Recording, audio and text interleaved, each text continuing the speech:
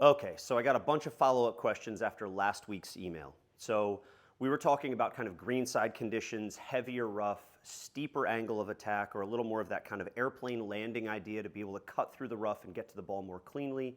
And maybe at that point we were just talking about greenside conditions, but some of those ideas are still really applicable on the rest of the golf course. It's not just the rough around the green that is heavy or thick or long. So let's talk about how we expand maybe this thought out into something that you can utilize out on the golf course.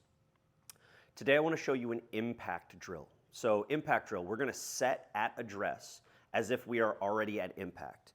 So what I mean by that is if I make my normal address position, and now I'm going to envision the pieces that are important for my impact position. Weight's going to be more forward, my hips are going to start to rotate, my hands are going to be in front, my head is still going to stay over top of the golf ball. Most of my weight is going to be in my left foot, but definitely some pressure still in my right foot, okay? This is not universal. Everybody will have a different spot that they need to be at impact. However, if you've got some tendencies that you're looking for or trying to create, this impact drill is a really good way to do so, okay? So once you've created that impact position, you're then going to make a backswing while trying to get back to that impact position. Start with chip shots, super abbreviated, relaxed on the speed, probably not trying to hit it too far, and your only goal is to get back to that impact position that you created at address. Why this matters. So these pieces that I just baked into my impact, so from normal setup, weight starts to get further forward, head stays over top of the golf ball, hands start to get forward. Well, these are really good pieces to help you hit down on the golf ball, right? So we have automatically started to create a downward angle of attack to make this happen. In the fairway, not as big of a deal. You can get away with some different techniques. Heavy rough, if that club is coming flat and around your body, if your body is falling back and away from the golf ball, that heavy rough is going to catch your club. People really struggle both with contact and then also being able to get enough speed or enough energy to hit this golf ball to get it far enough to get it up and over the rough and either back out into the fairway or up and onto the green, okay?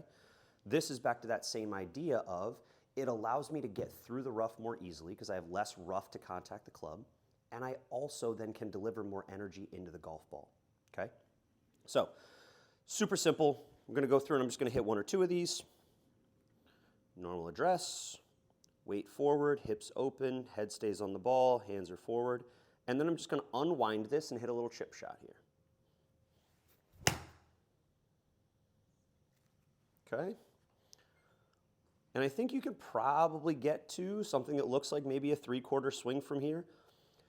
When I do this with students in lessons, number one thing that I hear is like, well, how do I move my weight around or where should my feet go? Because in this position, my right heel is already off the ground. Well, if I'm starting to take this back, I let that right heel touch the ground and then I let that right heel come back up. So we're transferring weight just like we would in a normal golf swing.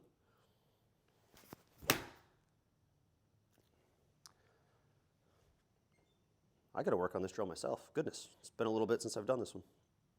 So contact wasn't terrible on both of those. One was solid, second one was a little bit thin, but my club face control was a little suspect. Okay, one more just for good measure. That one we like. Yep, and a word on this, and this is probably where I think this is really going to take note for you when you're out on the golf course and when you're practicing this drill. My launch angle on all three of those is significantly lower than every shot I would normally hit with this 8-iron. And if you think about why, I have just built in a whole lot of shaft lean. Weight being forward, hands ahead.